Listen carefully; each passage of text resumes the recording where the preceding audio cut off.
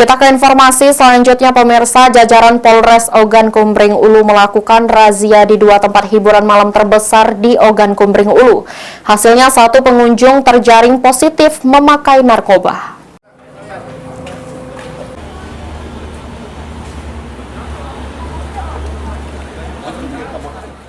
Jajaran Polres Ogan Kumbring Ulu bersama tim gabungan melakukan razia dua tempat hiburan malam di Batu Raja, Ogan Kumbring Ulu. Razia dilakukan guna mengantisipasi peredaran narkoba di tempat-tempat hiburan malam. Satu persatu pengunjung dan pemandu lagu dilakukan tes urin oleh Satuan Satres Narkoba Polres Oku. Hasilnya, salah satu pengunjung positif menggunakan narkoba. Selain itu, pantauan di lapangan di dua tempat karaoke terdapat minuman keras berbagai merek yang dikonsumsi pengunjung diduga kuat beberapa merupakan barang ilegal.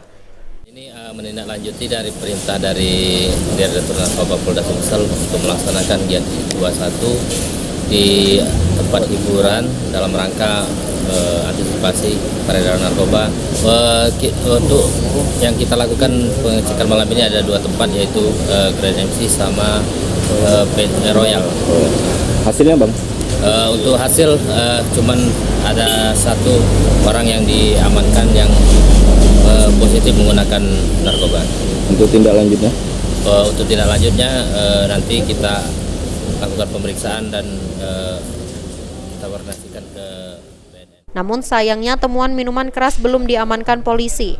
Polisi mengaku saat razia itu fokus terhadap peredaran narkoba. Ari Pranika, PAL TV.